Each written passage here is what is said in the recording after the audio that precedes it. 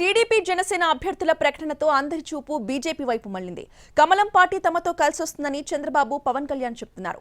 బీజేపీతో పొత్తు ఖరారయ్యాక మిగిలిన సీట్లు ప్రకటిస్తామన్నారు. అయితే ఏపీ బీజేపీ మాత్రం పొత్తులపై అధిష్టానందే తుది నిర్ణయమని అంటోంది. ఇక బీజేపీతో కలిసేందుకు టీడీపీ, జనసేన ఆరాటపడుతున్నాయని అంటోంది వైసీపీ. ఎవరి దారి ఎటువైపున్నా తమ టార్గెట్ మాత్రం 175 అంటోంది. తర్వాత 175 సీట్లలో 24 సీట్లు జనసేన పోటీ చేస్తుంది. 3 పార్లమెంటు జనసేన పోటీ చేస్తారు.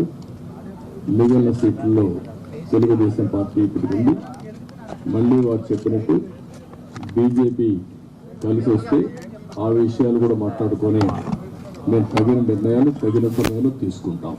24 స్థానాలు కనిపిస్తున్నాయి, కానీ జనసేనకి మనం చూడాల్సింది 3 పార్లమెంట్లో ఇంకొక అదనంగా ఇంకొక 18 నుంచి 20 దాకా స్థానాలు అధికంగా యాడ్ అవుతాయి.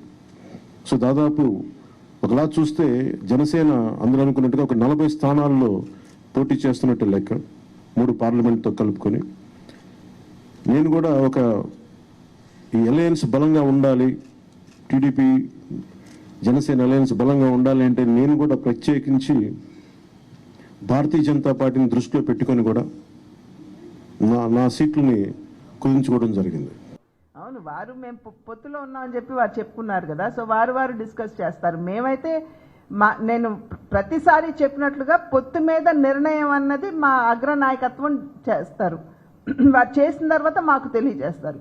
అప్పటి వరకు కూడా మేము క్షేత్రస్థాయిలో పార్టీని బలోపేతం చేసుకోవటం మీద, మేము ఎలక్షన్స్లో ఏ విధంగా ముందుకు వెళ్ళాలి అనేటువంటి ఆలోచనతో మేము పనిచేస్తున్నాం.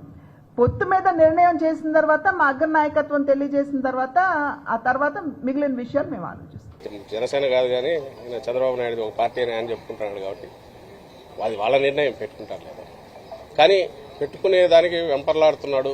అది పెట్టుకొని తద్వారా ఏదన్నా కొంత ఓట్లు గెయిన్ చేసుకోవాలని చూస్తున్నాడు. సకల శక్తులు కూడగట్టుకుని మమ్మల్ని ఢీకొనాలని చూస్తున్నాడు. లాస్ట్ డిచ్ ఎఫర్ట్స్ అంటారు కదా, దింపుడు కళ్ళ మాస, దాంతో ప్రయత్నం చేస్తున్నారు. We will sweep last time కంటే బెటర్ ఇది ఉంటుంది. 175 టార్గెట్ మాది అట్లే ఉంది.